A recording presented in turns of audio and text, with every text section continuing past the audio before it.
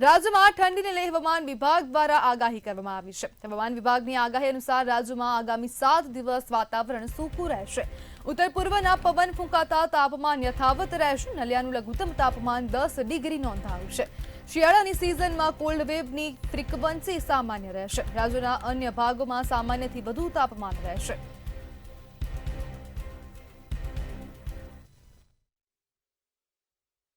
Winter outlook दिसंबर से लेकर फरवरी तक आउटलुक न्यूनतम तापमान की, और जो दिसंबर महीना की न्यूनतम तापमान और जो रेनफॉल के फोरकास्ट आई हुई है वो इसी प्रकार है। बेसिकली जो सिनोप्टिक सिचुएशंस है, वीक लानिना कंडीशन परसिस्ट कर रहा है। पैसिफिक इक्वेटोरियल जो पैसिफिक रीजन है इसमें वीक लानिना कंडीशंस है। आईओडी अभी नेगेटिव है। इंडियन ओशन डाइपोल जो है वो भी तापमान के ऊपर इम्पैक्ट रखता है, वो अभी नेगेटिव चल रहा है। इसके हिसाब से जो फोरकास्ट है। મોરબીમાં 2 વર્ષના વિવાદ બાદ તંત્ર એક્શન મોડમાં આવ્યું છે। તંત્ર દ્વારા ઐતિહાસિક મણિમંદિર પાસે આવેલી દરગાહ તોડી પાડવામાં આવી છે। હિન્દુ સંગઠનોની લાંબા સમયની માંગણી હતી, બાદમાં તંત્ર નોટિસ આપવામાં આવી હતી। આ મામલો હાઈકોર્ટ સુધી પણ પહોંચ્યો હતો, ત્યારે હવે બાદમાં પોલીસ બંદોબસ્ત વચ્ચે દરગાહને તોડી પાડવામાં આવી છે।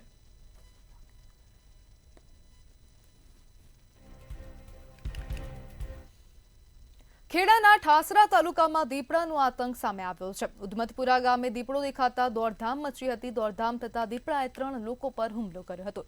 ઇજાગ્રસ્તોને 108 મારફતે સારવાર માટે હોસ્પિટલ ખસેડવામાં આવ્યા હતા, તેમજ વન વિભાગને જાણ થતા વન વિભાગ દોડતું થયું હતું।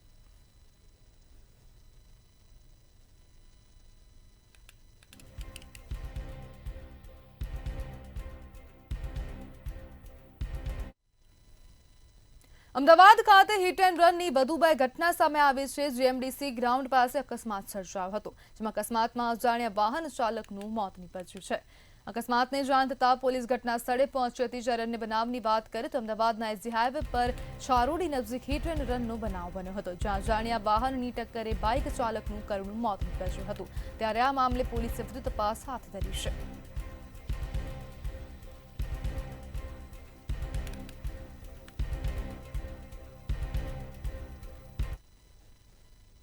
દિવસે ને દિવસે રખડતા આખલાનો આતંક તેમજ રખડતા શ્વાનનો આતંક વધી રહ્યો છે। અમદાવાદ પાલડી વિસ્તારમાં રખડતા શ્વાને યુવકને બચકા ભર્યા હતા, તો બીજી તરફ ખેડાના નડિયાદમાં રખડતા આખલાનો આતંક જોવા મળ્યો છે।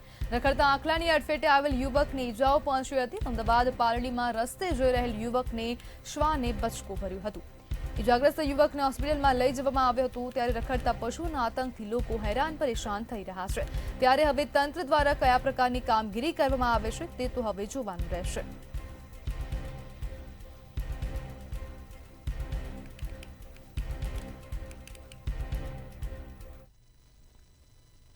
રાજ્યની કુલ 10 નદીઓ અતિ પ્રદૂષિત કેટેગરીમાં મૂકવામાં આવી છે, જે રાજ્યમાં જળ શુદ્ધિકરણના પ્રયાસોની નિષ્ફળતા દર્શાવે છે। ઓક્ટોબર 2025માં જાહેર કરાયેલા રિપોર્ટ મુજબ સાબરમતી નદી અને ભાદર નદી સૌથી વધુ પ્રદૂષિત નદીઓ તરીકે નોંધાઈ છે। ખાસ કરીને સાબરમતી નદીમાં આવેલો વૌઠાનો પટ્ટો સૌથી વધુ ઝેરી હોવાનું ગંભીર રિપોર્ટ સામે આવ્યું છે। આ 10 પ્રદૂષિત નદીઓમાંથી 4 નદીઓને પ્રાયોરિટી 1 કેટેગરીમાં મૂકવામાં આવી છે, જેનો અર્થ છે કે તેમનું પ્રદૂષણનું સ્તર અત્યંત જોખમી છે। આ ઉપરાંત મીંઢોણા, શેરડી, અમરાવતી અને ભોગાવો નદી પણ પ્રદૂષિત બની છે। આ નદીઓનું પાણી માત્ર મનુષ્ય માટે જ નહીં પરંતુ જળચર જીવો માટે પણ અત્યંત જોખમી બની ગયું છે। નદીઓના શુદ્ધિકરણ પાછળ રાજ્ય સરકારે કરોડો રૂપિયાનો ખર્ચ કર્યો છે, તે નિષ્ફળ ગયો છે।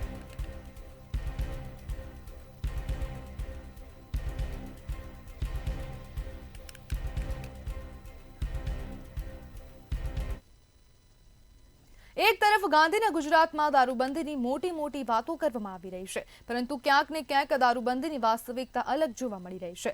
રાજકોટના જેતપુરમાં આવેલ ધોરાજી રોડ પર ચામડાનગરમાં મહિલાઓએ દેશી દારૂના અડ્ડા પર રેડ પાડી હતી। ત્યારે આ જનતા રેડ દરમિયાન અડ્ડા પરથી ઘટક હથિયારો પણ ઝડપાયા હતા। પોલીસની મીઠી નજર હેઠળ દારૂનું વેચાણ થતું હોવાના આક્ષેપ કરવામાં આવ્યા હતા। દારૂની પોટલીઓ સાથે મહિલા બુટલેગરની અટકાયત કરવામાં આવી હતી। જ્યારે બીજી બાજુ કચ્છના ભુજ તાલુકાના ઝુરા ગામે આંગણવાડી સામે ખુલ્લેઆમ વેચાતું દેશી દારૂના અડ્ડા પર મહિલાઓએ જનતા રેડ કરી હતી। રેડ કરાયા બાદ મહિલા પર હુમલો કરાયાનો આક્ષેપ કરવામાં આવ્યો હતો। ગાંધીના ગુજરાતમાં દારૂબંધીના ધજાગરા ઉડ્યા છે।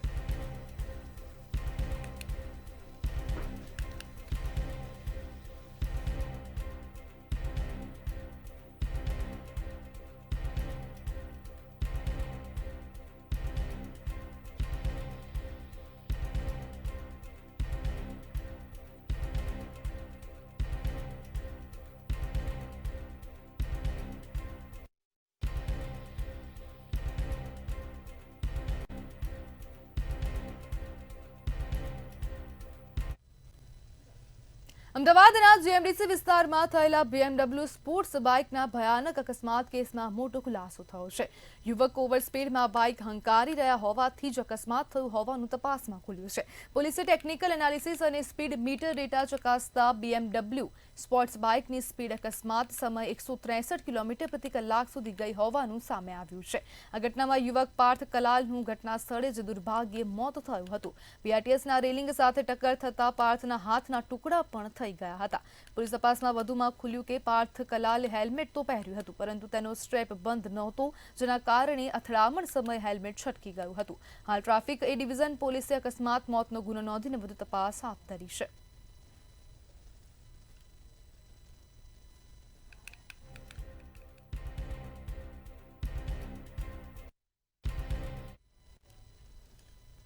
રાજ્યના ગ્રામ્ય વિકાસ કમિશનરે પરિપત્ર દ્વારા આદેશો આપ્યા છે. ગામડામાં રખડતા કૂતરાઓની સમસ્યાને નિયંત્રિત કરાશે.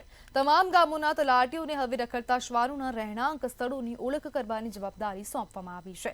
પંચાયતની હદમાં આવેલી સરકારી ખાનગી સ્કૂલો, હોસ્પિટલ અને જાહેર સ્થળોનો પણ સમાવેશ થાય છે. આવી જગ્યાઓને ઓળખી 2 સપ્તાહમાં રિપોર્ટ તૈયાર કરવા સૂચના અપાઈ છે. શ્વાનોની સુરક્ષા સાથે લોકોના આરોગ્ય પર પણ ધ્યાન અપાશે. તેમજ જિલ્લા કક્ષાએ નાયબ પશુપાલક નિયામકને અમલ માટે જવાબદારી સોંપાઈ છે. રાજ્યના ગ્રામ્ય વિકાસ કમિશનર દ્વારા આ પરિપત્ર જાહેર કરવામાં આવ્યો છે. સુપ્રીમ કોર્ટની ટકોર બાદ હવે તંત્ર એક્શન મોડમાં આવ્યું છે. હવે ગામે ગામે નજરે ચડશે શ્વાન શોધકો અને તલાટીને હવે શ્વાન શોધવાની કામગીરી સોંપવામાં આવી છે. જ્યારે ગામડામાં રખડતા કૂતરાઓની સમસ્યાને નિયંત્રિત કરવામાં આવશે તો તલાટીને હવે આ શોધખોળની જવાબદારી સોંપવામાં આવી છે. તો ગ્રામ્ય કમિશનર દ્વારા હવે પરિપત્ર જાહેર કરવામાં આવ્યો છે. જે તમામ ગામોના તલાટીઓને હવે નવી જવાબદારી સોંપવામાં આવી અને ત્યારે અનેક પ્રશ્નો પણ અહીં થઈ રહ્યા હતા કે તલાટી જો આ કામ કરશે તો એની કામગીરી કોણ કરશે.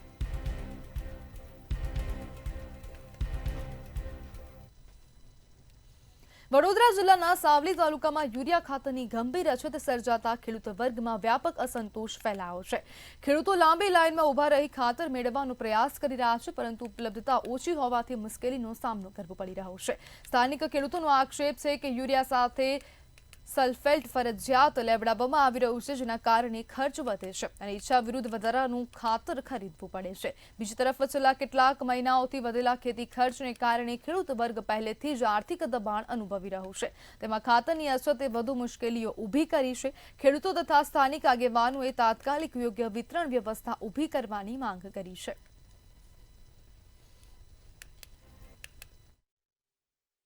યુરિયા લેવા જોડે બીજી 350 ની એક થેલી 5 થેલી આલે છે. એ ખોટા પૈસા ખેડૂતને પડી જાય છે. એની થેલી આપવામાં આવે છે. એ થેલી બેરે બટકારે નહીં, પછી ખાતર ના આલે, થેલી ના લો તો. પણ એની થેલી છે એની સલ્ફરની થેલી. હવે યુરિયા જરૂર હોય, સલ્ફર સી રીતે નખાય આપણે અંદર? તો વધારાનો ખેડૂતને 350 રૂપિયાનો ખર્ચો 5 થેલીએ લાગે છે. પાટણ જિલ્લામાં યુરિયા ખાતરની અછતને કારણે ખેડૂતો ભારે હાલાકીનો સામનો કરી રહ્યા છે. જોકે આ સમગ્ર મામલે પાટણના નાયબ ખેત નિયામક વિસ્તરણ અધિકારી AR ગામીએ માહિતી આપી હતી કે પાટણ જિલ્લામાં તમામ તાલુકાઓમાં યુરિયા ખાતરનો જથ્થો પૂરતા પ્રમાણમાં ઉપલબ્ધ છે. હાલમાં 2800 મેટ્રિક ટન ખાતરનો જથ્થો હાજર છે. આજે પાટણ જિલ્લાને ઇફકોનો 2500 મેટ્રિક ટન ખાતરનો જથ્થો મળી રહ્યો છે અને હજુ બીજી 1200 મેટ્રિક ટન જથ્થો આવી રહ્યો છે, જેથી ખેડૂતોએ ખાતરનો સંગ્રહ કરવાની કોઈ જરૂર નથી. પાટણ જિલ્લામાં ખાતરની કોઈ અછત પડવાની નથી. ખેડૂતોને વહેલી તકે પૂરતા પ્રમાણમાં ખાતર ઉપલબ્ધ થશે.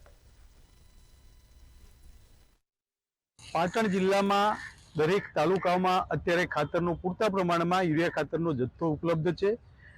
પાટણ જિલ્લામાં અત્યારે 2800 મેટ્રિક ટન યુરિયાનો જથ્થો ઉપલબ્ધ છે અને આજે 2050 મેટ્રિક ટન ઇફકોની 3200 મેટ્રિક ટનની રેકમાંથી આપણને પાટણ જિલ્લાને મળવાનું છે અને એ પાટણ જિલ્લાના તમામ તાલુકામાં ઇવન ડિસ્ટ્રીબ્યુશન થાય એ માટે ઇફકો કંપનીના પ્રતિનિધિ સાથે પરામર્શમાં રહી અને એની આપણે એલોકેશન કરેલું છે. એટલે પૂરતા પ્રમાણમાં પાટણ જિલ્લામાં ખાતર ઉપલબ્ધ છે. બનાસકાંઠાના ભાભર તાલુકામાં પાક નુકસાનની સર્વે બાબતે ખેડૂતોમાં રોષ જોવા મળ્યો છે. નેસરા ગામના ખેડૂતો મોટી સંખ્યામાં એકઠા થયા હતા અને પાક સર્વે બાબતે મામલતદાર અને તાલુકા વિકાસ અધિકારીને આવેદનપત્ર આપ્યું હતું. તેમજ સર્વેની કામગીરી દરમિયાન વાલા દવાલાની નીતિ અપનાવાઈ હોવાના ખેડૂતોએ આક્ષેપ કર્યા હતા. 2 એકર નુકસાનનું વળતર આપવા ખેડૂતોએ માંગ કરી હતી. અધ્યક્ષ સાહેબે અહીંયા સને એમ્બ્યુલન્સની ટાઈમે રજૂઆત કરી હતી કે વાવ, થરાદ, ભાભર, સુઈગામ, રાધનપુર અને સાંતલપુર સુધી કોઈ પણ ખેડૂતને અન્યાય ન થાય અને 2 હેક્ટરની મર્યાદાની અંદર 1 હેક્ટરે 22,000 રૂપિયા પ્રમાણે 44,000 રૂપિયા તમામ ખેડૂતને સહાય તરીકે ચૂકવવાના છે. બરાબર, તો અમારા ખેડૂતોને બધાને મોટું જમીન ધરાવતા હતા, નાના કે મોટા ખેડૂતને કોઈ પણ 90 ગુંઠાની ઉપર લીધો નથી અને આની અંદર મોટો ગોટાળો થયો છે. સાહેબને અમે રજૂઆત કરી છે. આની અંદર ઊંડાણપૂર્વક તપાસ થઈ અને શું કારણથી ગોટાળો થયો છે એનો નિકાલ લાવી અને અમારા ગામના તમામ ખેડૂતોને પૂરતો ન્યાય આપી અને 2 હેક્ટરની મર્યાદાની અંદર 44,000નું વળતર આપે એ અમારી ખેડૂત સમાજની માગણી છે. સર્વે માટેનો અન્યાય થયો છે.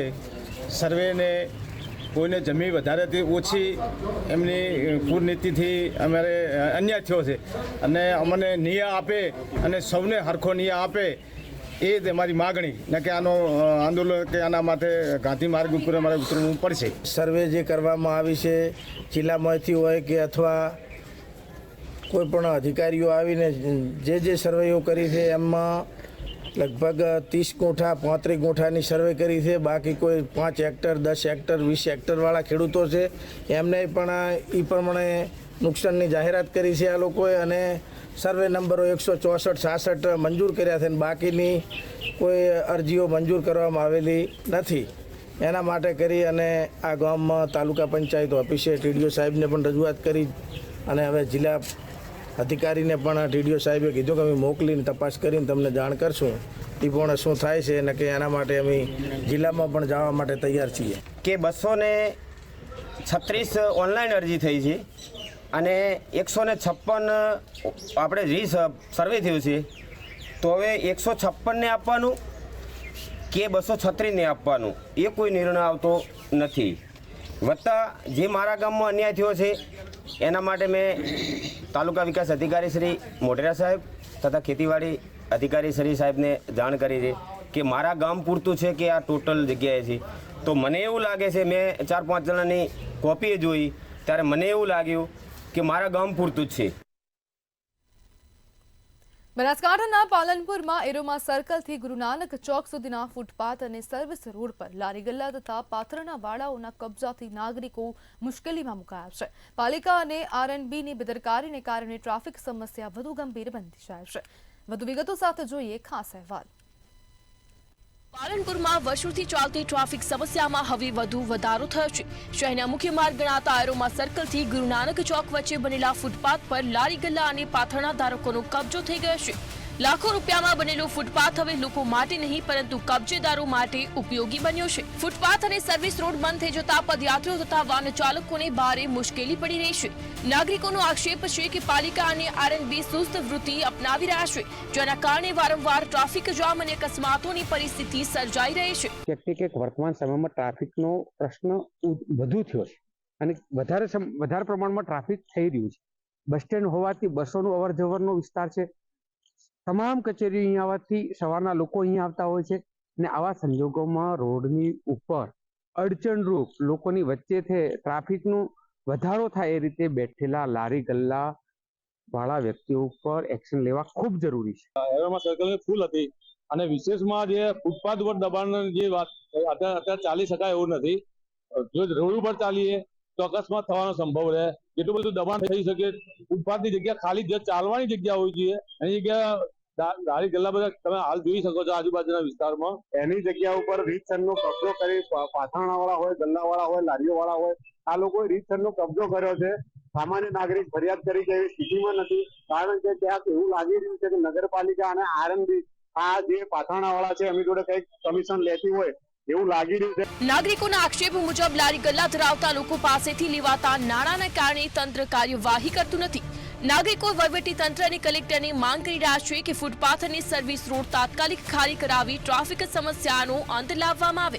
જિલ્લાનું મુખ્ય મથક પાલનપુર શહેરમાં વર્ષોથી ટ્રાફિકની સમસ્યા સર્જાઈ રહી છે. એરોમા સર્કલ હોય કે શહેરના મુખ્ય માર્ગો હોય, અવારનવાર ટ્રાફિકની સમસ્યા સર્જાઈ રહી છે. ત્યારે મહત્વની વાત એ છે કે એરોમા સર્કલથી ગુરુ નાનક ચોક સુધીનો જે વિસ્તાર છે ત્યાં તત્કાલીન મુખ્યમંત્રી અને હાલના વડાપ્રધાન નરેન્દ્રભાઈ મોદી દ્વારા લાખો રૂપિયાના ખર્ચે ફૂટપાથ બનાવવામાં આવ્યા હતા, જે લોકોની સુખાકારી માટે આ બનાવવામાં આવ્યા હતા. પરંતુ નગરપાલિકા અને આરએનબી ની આ ઘોર બેદરકારીના કારણે જે આ ફૂટપાથો છે તે ફૂટપાથો ઉપર અત્યારે આપ જે પ્રકારના દ્રશ્યો જોઈ રહ્યા છો તે દ્રશ્યો પ્રમાણે દબાણદારો એટલે કે લારી ગલ્લા ધારકોને પાથરણા વાળાઓએ અડીંગો જમાવી દીધો છે, જેને લઈ અને ટ્રાફિકની સમસ્યા પેચીદી બની છે. જો કે સ્થાનિક લોકોએ અવારનવાર આ મામલે અનેક વાર રજૂઆતો પણ કરી છે, પરંતુ તંત્રની આ ઘોર બેદરકારી છે. ફૂટપાથ ઉપર જે લારી ગલ્લાના દબાણો છે તે દૂર કરવામાં આવે તેવી હાલમાં તો પાલનપુરના નગરજનો માંગ કરી રહ્યા છે.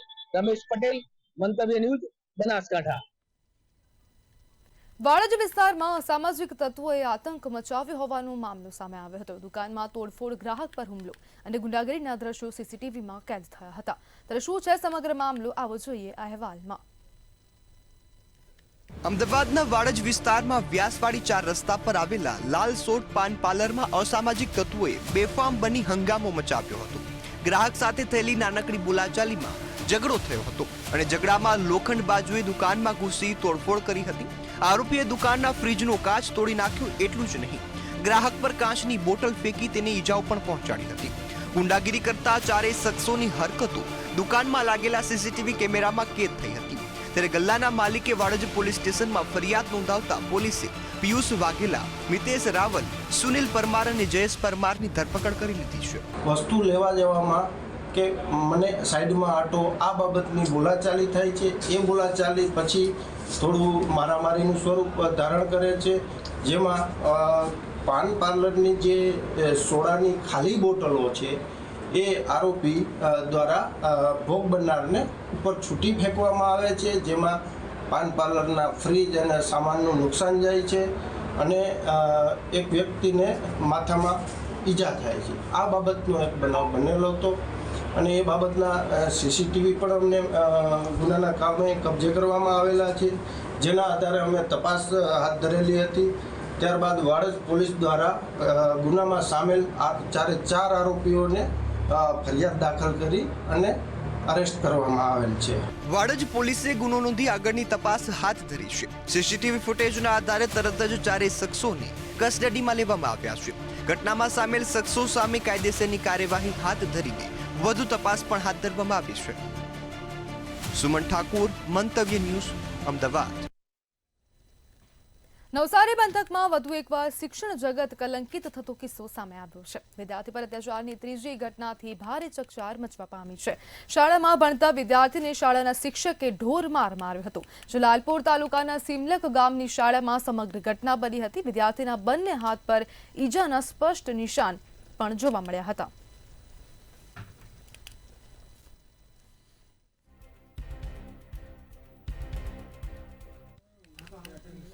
ઘોર કળિયુગનો પ્રારંભ પ્રજાબાદ ભગવાન પ્રાથમિક સુવિધાથી વંચિત જોવા મળી રહ્યા છે. નવનિર્મિત મંદિર ભક્તો માટે બંધ અને મંદિરના કામો પણ અધૂરા જોવા મળ્યા છે. પ્રાથમિક સુવિધાના જોડાણ નહીં થતા ભગવાન 2 વર્ષથી પારકા ગર્ભગૃહમાં જ અટવાયા છે. માંડવી રોડ પર યાત્રાધામ વિકાસ બોર્ડે 1.67 કરોડથી થયેલું નવનિર્માણ પૂરું છતાં આશરે 12 મહત્વના કામો અધૂરા જોવા મળ્યા છે. ભક્તોને પણ મોક્ષદા એકાદશીએ દર્શન માટે બીજા મંદિરમાં જવું પડે છે. તેમજ તંત્રની આળસ સામે સ્થાનિકોમાં ભારે નારાજગી જોવા મળી છે.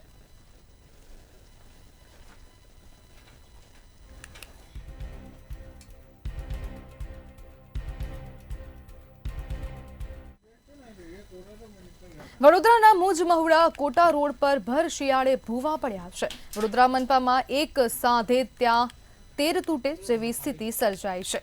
ઇજારદારે ભૂવો પૂરવા માટે માત્ર ઈંટોના રોડા નાખી મરામત કર્યા હોવાનું સામે આવ્યું છે.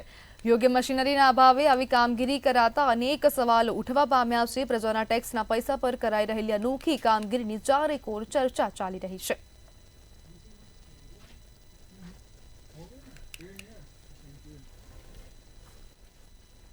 જિગ્નેશ મેવાણી દ્વારા પીએમ મોદી અંગે વાણી વિલાસ કરવામાં આવ્યો હતો. ત્યારે આ મામલે ભાજપના અનુસૂચિત જાતિ મોરચાના પ્રમુખ ગૌતમ ગેડિયાનું નિવેદન સામે આવ્યું છે.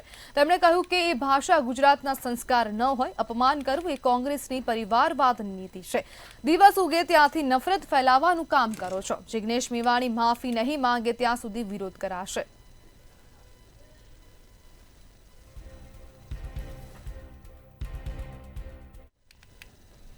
બનાસકાંઠામાં મંતવ્ય ન્યૂઝના અહેવાલની ધારદાર અસર જોવા મળી છે. ફરી એકવાર પાલનપુરની જનતાનો અવાજ મંતવ્ય ન્યૂઝ બન્યું છે. પોલીસ વડાએ એરોમા સર્કલની ટ્રાફિક સમસ્યા ધ્યાને લીધી હતી. ટ્રાફિક ઘટાડવા પોલીસે અલગ અલગ પ્રયોગો હાથ ધર્યા છે.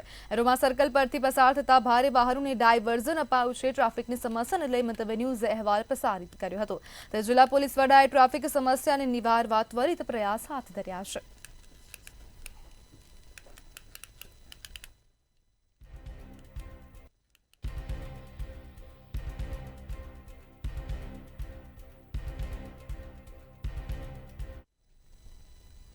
વડોદરાની જીઈબી સ્કૂલમાં વિદ્યાર્થીને આંખમાં પેન વાગ્યા હોવાનું સામે આવ્યું છે. મસ્તીમાં એક વિદ્યાર્થીએ પેન ઉછાળતા અન્ય વિદ્યાર્થીના આંખના ભાગે પેન વાગતા ઈજાઓ પહોંચી હતી. ઈજાગ્રસ્ત વિદ્યાર્થીને સારવાર અર્થે હોસ્પિટલ ખસેડવામાં આવ્યો હતો. ત્યારે આ મામલાને લઈ વિદ્યાર્થીના પિતાનું નિવેદન સામે આવ્યું છે. તેમણે કહ્યું કે શાળાએ તેની પ્રાથમિક સારવાર પણ ન કરી. અને છોકરાઓ એટલા બધા મસ્તી કરતા, મસ્તીમાં છોકરાઓએ મારા છોકરાને બોલપેન મારેલ છે. એ ફૂટેજ જીબી સ્કૂલની અંદર છે. કેટલા વાગ્યાનો બનાવ છે? એ બનાવ 12:05 અને મને 12:15 ફોન આવ્યો, પણ સ્કૂલવાળાએ એટલી બધી બેદરકારી કરી કે પહેલાં હોસ્પિટલે જવો કે પહેલાં પેરેન્ટ્સને બોલાવો. પહેલી બેન્ચ પર બેઠેલા એક છોકરાએ છેલ્લી બેન્ચ ઉપર એક પેન નાખી અને એક જણની આંખમાં વાગી ગઈ અને તરત જ એના પેરેન્ટ્સને બોલાવ્યા અને ત્યાર પછી પેરેન્ટ્સે હોસ્પિટલમાં લઈ ગયા અમને. સાહેબ, આ વસ્તુ બનવી ન જોઈએ શાળાની અંદર. આવું અશિસ્ત શાળામાં થાય, યોગ્ય ના કહેવાય. પણ છતાંય વારે વારે અમે ઇન્સ્ટ્રક્શન આપીએ છીએ છોકરાઓને. પાટણના નવા બસ સ્ટેન્ડ ખાતે મહિલાના પર્સમાંથી સોનાના દાગીનાની ચોરી થઈ હતી. ત્યારે સમગ્ર મામલાને લઈ પોલીસે ફરિયાદ નોંધીને તપાસ હાથ ધરી હતી. પોલીસે સીસીટીવી ફૂટેજના આધારે 3 ઇસમોને ઝડપી પાડ્યા છે. આરોપીઓ પાસેથી લાખોના દાગીના, રોકડ સહિત 8 લાખથી વધુનો મુદ્દામાલ જપ્ત કરવામાં આવ્યો છે.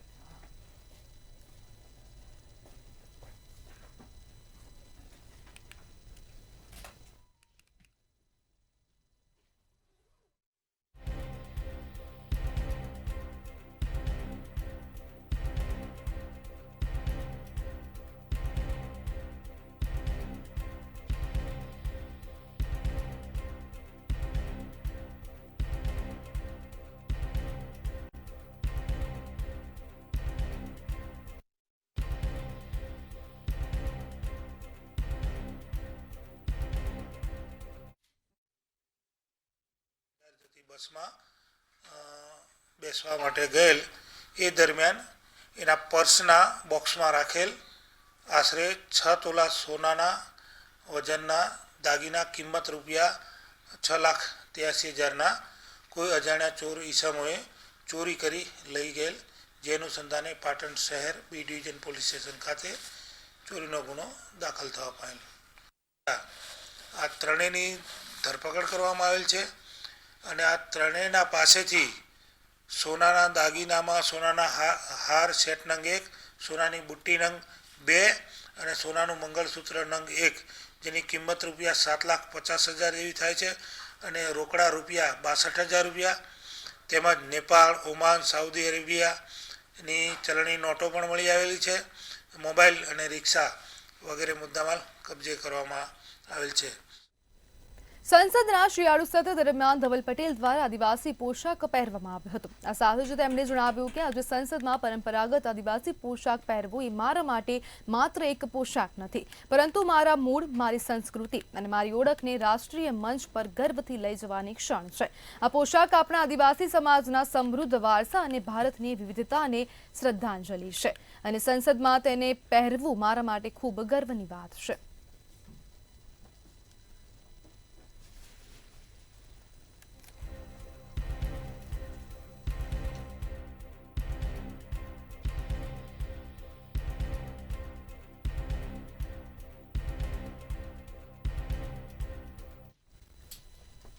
તો ગુજરાત એટ 7માં હાલ બસ આટલું જ. વધુ માહિતી માટે જોતા રહો મંતવ્ય ન્યૂઝ. નમસ્કાર.